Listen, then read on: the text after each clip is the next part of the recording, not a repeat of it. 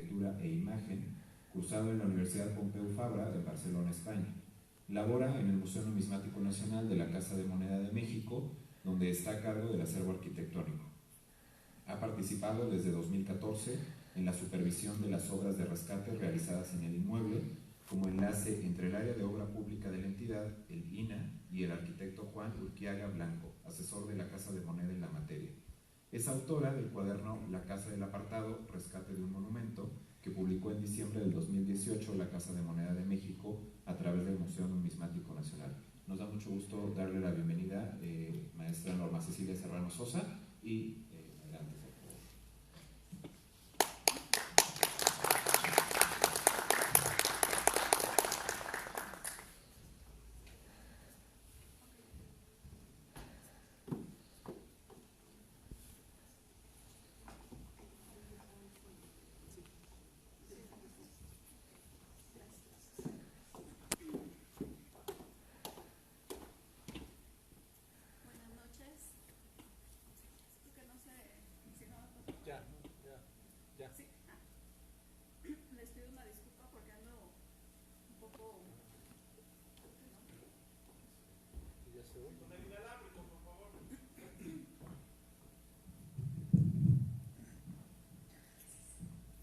Un poco enferma de la garganta.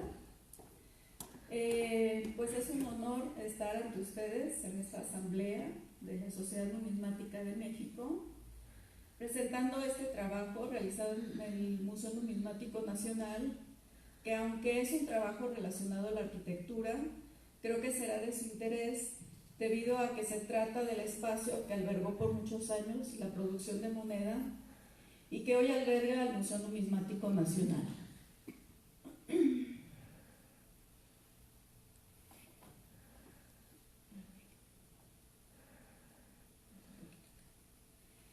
Bueno, este cuadernillo es el número 11, que es de, me imagino que ustedes ya conocen algunos de los otros de esta serie. Es una serie producida por Casa de Moneda de México, en la que se tocan temas relacionados con la numismática, la institución y personajes importantes que estuvieron relacionados con ella de alguna manera. Pero hacía falta uno que hablara, como ya lo mencioné, específicamente del inmueble que hoy alberga el Museo Numismático Nacional y que por mucho tiempo fue el contenedor del proceso de elaboración de la moneda. Especialmente en este momento en el que después de un proceso de rescate del inmueble que duró más de 10 años, se ha logrado regresar a la vida a un edificio que continuaba deteriorándose, lo que ponía en peligro de pérdida un patrimonio resultado de un cúmulo de historia y tiempo reflejado en su materialidad. Parte de la conservación de esta memoria es la documentación del inmueble, su historia, su conformación, etc. Es por eso que en la primera parte de este cuadernillo se incluye una reseña histórica del inmueble, sus arquitectos, sistemas constructivos, materiales, etc. Bueno, la Casa del Apartado es un monumento histórico que conserva vestigios de las soluciones arquitectónicas aplicadas a las necesidades del proceso fabril desde mediados del siglo XVII, ya que desde entonces se señala que estaba al lado de una calle de agua que va al monasterio de Santo Domingo y que más tarde se le conocería como la Acequia del Real Apartado o del Carmen, en el límite norte de lo que en ese tiempo, bueno, era la Ciudad de México, ¿no? El apartado consistía en separar el oro que venía mezclado con la plata de las minas novohispanas mediante un costoso proceso que incluía el uso de ácidos y cornamusas de vidrio que se producían en el mismo edificio, por lo que se habría alojado además la primera fábrica de vidrio de la ciudad.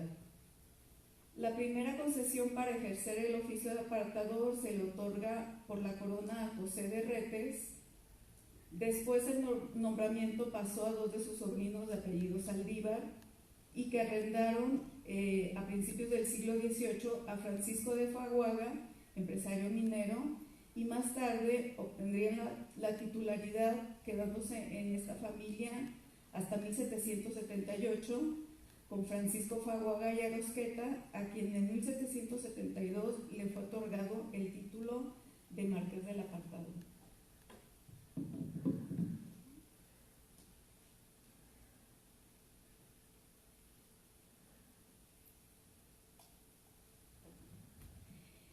En 1778, la corona decide recuperar el oficio de apartador, adquiriéndolo a través de la Casa de Moneda. Por tal motivo, se manda a hacer un avalúo con varios arquitectos reconocidos de la época, entre ellos Ignacio Castera, para lo cual se realizó un levantamiento del edificio. Y bueno, este plano que tenemos aquí, que es parte del trabajo que él hizo en su avalúo, es una planta de estilo barroco, donde los espacios se distribuyen alrededor de un patio principal, y bueno, y tenía diferentes oficinas de vidrio, también tenía bueno, caballerizas, bodegas. Lo interesante es que toda la planta alta estaba reservada para el uso de la familia del administrador, por lo tanto, en la planta alta no tenían acceso, pues, como los obreros, era como una parte, digamos, aislada del contexto fabril. Ese es el plano, pues, más antiguo del que tenemos conocimiento. Este plano lo encontramos en el AGN y también en el Archivo General de Indias.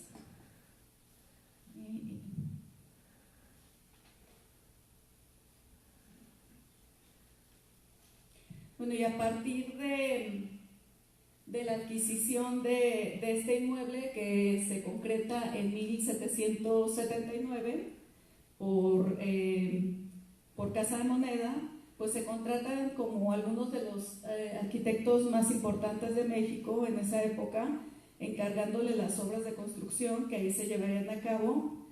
En 1792 se contrata al arquitecto José Antonio González Velázquez, que fue el primer director de arquitectura de la Real Academia de San Carlos, y en 1805 Tolsá es contratado como encargado de las obras de Casa de Moneda, y por lo tanto, para 1806 él propone un proyecto para el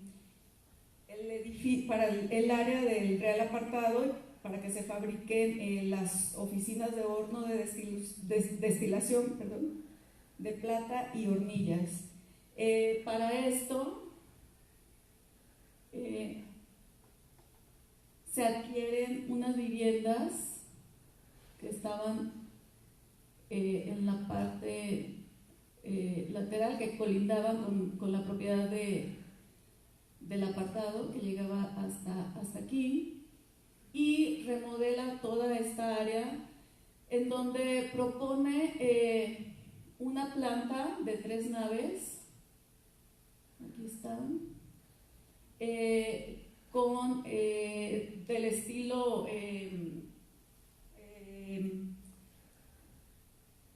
como presentan las iglesias romanas. Él propone 2 cimborrios en la nave central, con el objetivo de iluminar y de ventilar esta zona. Y bueno, en las memorias de Casa de Moneda aparece que alrededor de 1897, por ahí, esta parte se empezó a hundir, entonces tuvieron que sustituir los cimborrios por lo que en la actualidad podemos ver que son unos pues domos. No sabemos si realmente pues ese haya sido el motivo, pero bueno, es una lástima que ya no los podemos observar el día de hoy. Más adelante, en 1842, Santana restablece el apartado y resuelve hacer por cuenta de la nación unas reparaciones al inmueble. Una de las intervenciones que fue el patio principal, la realizó el arquitecto Lorenzo de la Hidalga, en donde sustituyó el existente desde los cimientos con un estilo neoclásico tardío, en el que colocó, aquí se alcanza a ver un poco, una fuente para el proceso, para las necesidades de agua del proceso productivo. Cuenta con columnas de orden toscano, rematado por unas balaustradas y macetones. Entre las características del trabajo de este arquitecto, pues destaca la funcionalidad y el aprovechamiento máximo del espacio, de gran relevancia para una fábrica como lo era el Apartado. El proyecto empezó por rectificar el perímetro del patio, regularizando sus lados para crear un rectángulo, pues el espacio que existía anteriormente era un polígono irregular que seguía el trazo de la calle dejado por la antigua acequia y que probablemente el arquitecto pudo haber considerado como un desperdicio de espacio. Las columnas, balaustrada y macetones fueron elaborados en cantera de Chiluca y la cimentación con estacada de cedro. Voy a regresar un poquito.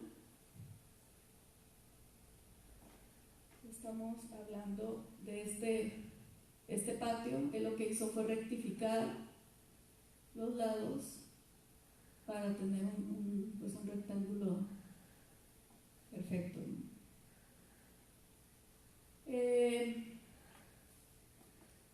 Más adelante, en 1847, la Casa de Moneda, de la que ya dependía el Apartado, funcionaba a un costado del Palacio Nacional.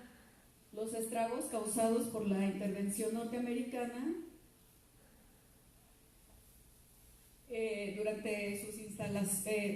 durante la cual sus instalaciones fueron utilizadas como cuartel y caballerizas, terminaron por dejarlas inservibles y el presidente Paredes decidió reubicar la seca a la Casa del Apartado. Para eso se construyó el Departamento de Amonedación, un espacio de transición tecnológica constructiva, ya que con el uso de la máquina de vapor como energía se desarrolló un sistema de transmisiones ortogonal para la maquinaria, el cual definió el diseño de los espacios de las fábricas, una planta que se resolvía con una retícula de columnas, vigas, poleas y bandas. En este caso, sobre las columnas y arcos descansan bóvedas vaídas con tragaluces, lográndose gran eficiencia en la distribución de la maquinaria y mucha iluminación. El material utilizado fue mampostería mixta, columnas y arcos de cantera de Chiluca, tragaluces de madera, hierro y vidrio.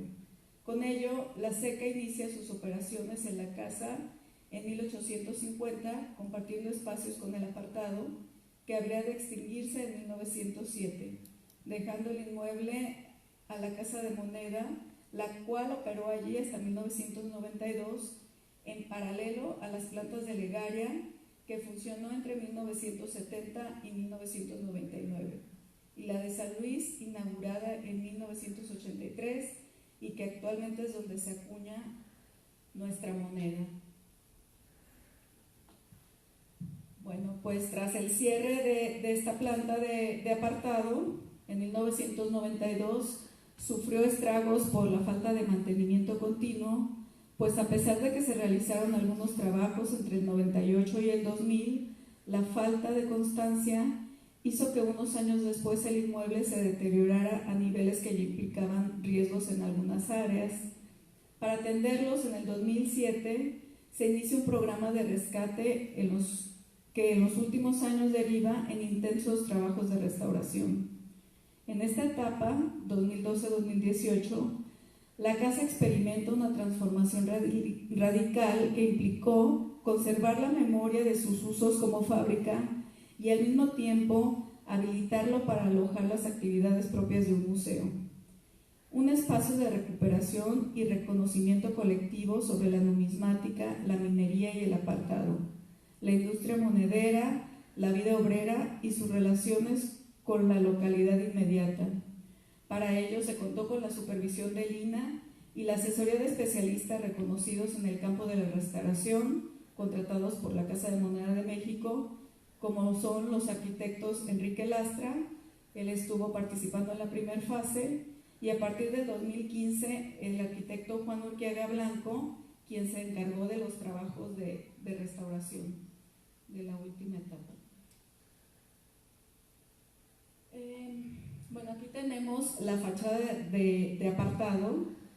Esta fachada se intervino entre 2015 y 2016 y fue rehabilitada rescatándose elementos como marcos de cantera, el rodapié de recinto, el vestigio de una fuente empotrada, los cuales habían quedado ocultos por sucesivos aplanados a lo largo del tiempo.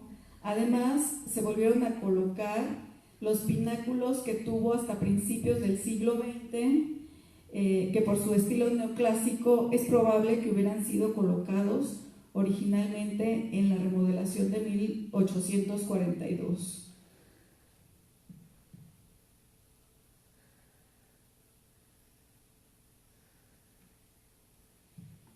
Esta es la sala del apartado, que es una de las áreas más antiguas del inmueble, y ya aparece claramente esta sala en los planos que realizó Castera. Y bueno, esta sala a mediados del siglo XX se le coloca un entrepiso. Esta es una foto de alrededor de 1900. Y a mediados del siglo XX se le coloca un entrepiso, lo que generaba, entre otras cosas, que por ejemplo en los sismos hubiera como un golpeteo, entonces siempre se generaban como grietas. Ya para el 2015, que llega a trabajar el arquitecto Urquiaga en este proyecto, pues él propone que se elimine el entrepiso para regresar, digamos, la esencia del proyecto original, al estar pues rescatando o levantando los niveles de piso que había en esa sala.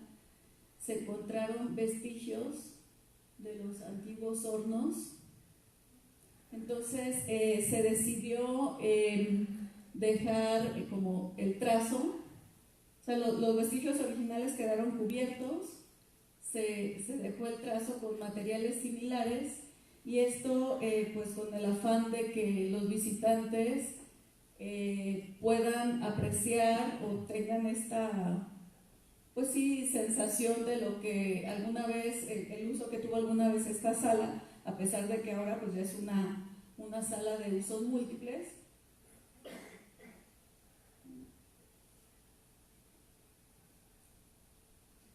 Este es el patio principal, que como les decía fue proyectado por el arquitecto Lorenzo del Hidalgo. Este patio también fue modificado en el siglo XX. Lo primero fue que pues quitaron la fuente, y después quitaron la balaustrada. Eso por ahí de los 80s, colocando primero no se alcanza a ver, pero es un barandal metálico, y después colocaron un pretil. También ya con la intervención del arquitecto Urquiaga, pues se decidió, digamos, reponer, rescatar esa parte del diseño original, y ya que se tenían pues fotos de donde se podía volver a sacar como el diseño de los elementos, pues se volvió a diseñar esa parte para reconstruirlos, digamos, y entonces esto es como lo podemos apreciar el día de hoy. La fuente está resguardada en San Luis. Parece que están casi todas las piezas completas, pero pues ahorita no se quiso volver a colocar. Quién sabe si en algún momento en el futuro. A mí me parece que sería pues muy bueno regresarle esta parte, también un elemento más del proyecto que tuvo en un inicio. Estos son los patios de talleres. Esta área se conformó junto con los talleres que están obviamente aquí a su alrededor. Fueron construidos en 1894, cuando se adquirieron terrenos sobre la calle Ercinas, que hoy es Bolivia. Alrededor del patio se albergaron distintos talleres hasta el cierre de la fábrica, Durante la restauración, estos espacios fueron adecuados para convertirse en oficinas del museo, tienda, archivo, biblioteca, baños, y por este lado, por Bolivia, que queda la calle por este lado, es donde actualmente está el acceso al museo. Es importante mencionar que, como les decía, aquí en esta zona colocaron actualmente el archivo histórico. La ubicación que tenía antes de trasladarlo aquí era donde les mostré la sala del apartado. En la parte, aquí arriba eran oficinas, pero abajo tenían como todo el acervo histórico, y como sabemos, aquí en el centro histórico el manto freático pues es muy alto, la parte de abajo estaba, tenía mucha humedad, no había como un control pues sí, de temperatura y de humedad, cosa que ya en la nueva ubicación pues está totalmente equipado para que tenga las condiciones pues idóneas, ¿no? Para que esté ahí ese patrimonio documental.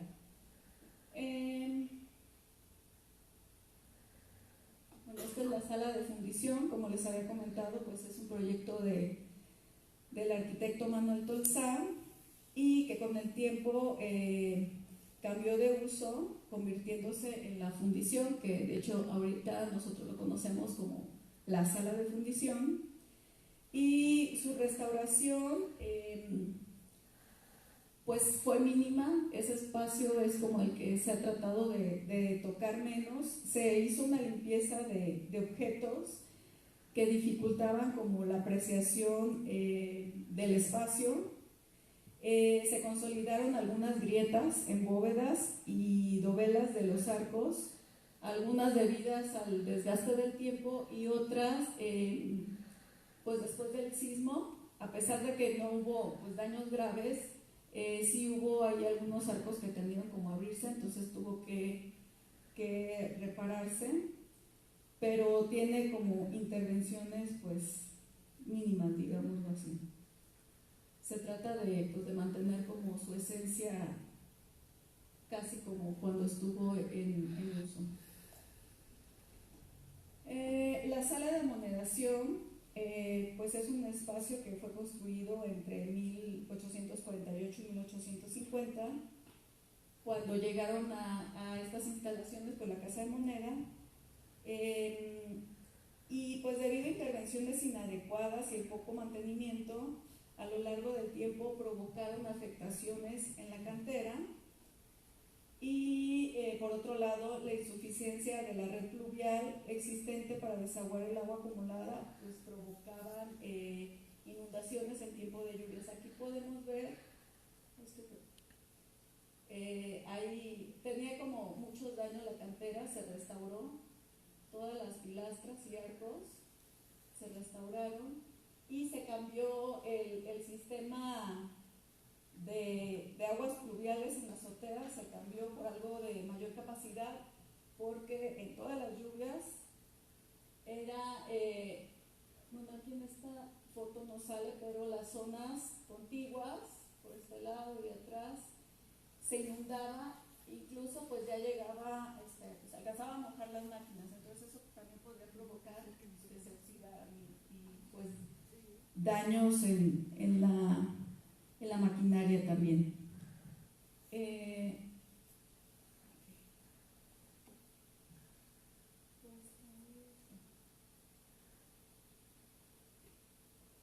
Aquí, como les contaba, del archivo histórico, este es uno de los antiguos talleres. Se adecuó para poder pues colocar en esas instalaciones el acervo documental, colocando una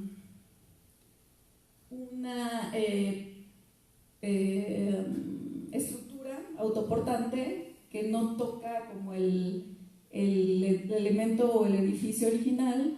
Entonces se puso esta estructura que tiene 3 niveles, 2 de ellos están dedicados al archivo histórico y bueno, ahorita ya es totalmente diferente las condiciones en las que está ese material. Esta es pues la Galería Numismática, que yo creo que la mayoría conocen. Bueno, esta galería este espacio tuvo diferentes usos a lo largo del tiempo, desde zaguán, caballeriza, bodega en su primera etapa, hasta cocina y comedor para los trabajadores de la planta. Más tarde fue la primera sala de exposiciones del museo, aunque sin más recursos museográficos que algunas vitrinas, lo que restaba claridad a lo que ahí se mostraba. En 2014 se elaboró un proyecto articulando la exhibición numismática con la preservación de los valores arquitectónicos de la sala, a partir de la cual la restauración, se restauran elementos de cantera, elementos de madera también, de metal, y se coloca una adecuada iluminación, cédulas audiovisuales, lo que hace de el primer espacio con un diseño museográfico profesional en el museo.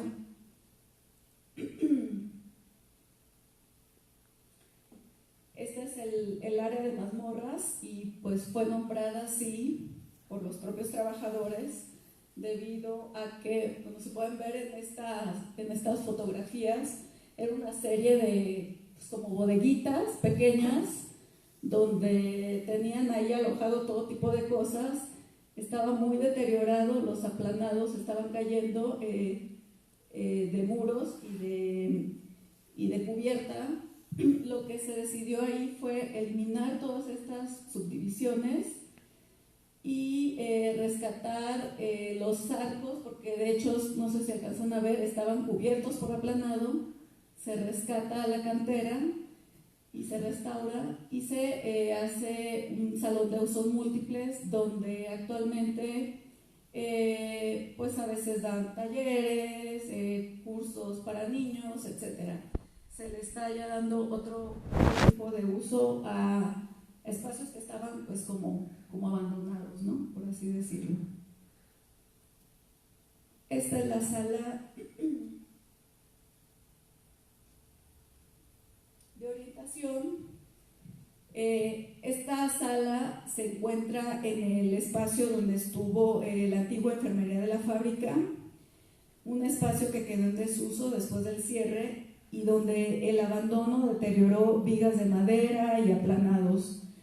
Al estar interviniendo para restaurar los aplanados, se descubren algunos arcos que habían quedado cubiertos y entonces se decide también rescatarlos y darle un uso a este espacio como más público. Entonces es cuando se decide que se haga ahí la sala de orientación y bueno, ahora se ha convertido en un punto nodal para el museo, ya que ahí es donde se ofrece al visitante las opciones que puede hacer en su recorrido.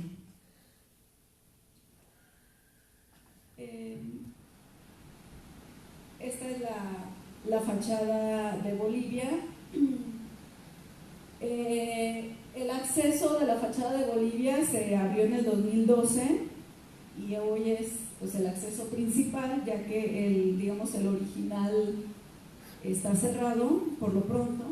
No sabemos qué decida la nueva administración, pero bueno, ahorita este es el acceso del museo y en esta fachada, como pueden ver, la superficie de los aplanados y pintura estaba pues en pésimas condiciones, por lo que en el 2015 y el 2016 se llevó a cabo la restauración y rescate también de elementos de cantera, aplanados, el rodapié de recinto.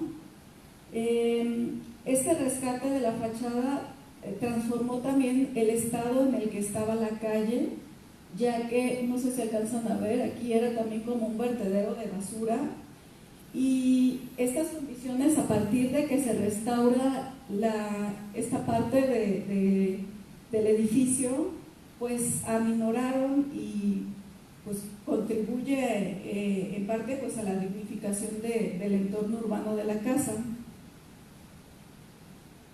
Y bueno, Finalmente, todas estas acciones de revalorización y restauración del inmueble permitieron abrir al público las puertas del Museo Numismático Nacional en el 2015. Y bueno, con este trabajo espero que contribuya, sobre todo en este momento de cambios, a reforzar la importancia de la continuidad del proyecto del museo, ya que desde mi punto de vista el patrimonio del Museo Numismático Nacional no es únicamente su acervo numismático, sino también su patrimonio industrial y arquitectónico, que como ustedes saben, pocos lugares en el mundo mantienen estas condiciones donde aún se conserva este conjunto de elementos que lo hacen singular.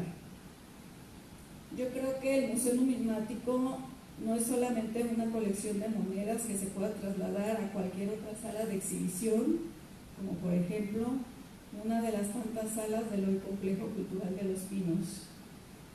Creo que todos los que hemos estado alguna vez en el museo, pues nos gustaría que las nuevas autoridades valoren el patrimonio cultural e histórico que en este momento tienen en sus manos. Gracias por su presencia, espero que disfruten el cuadernillo, que a la salida pues vamos a regalarles unos y buenas noches.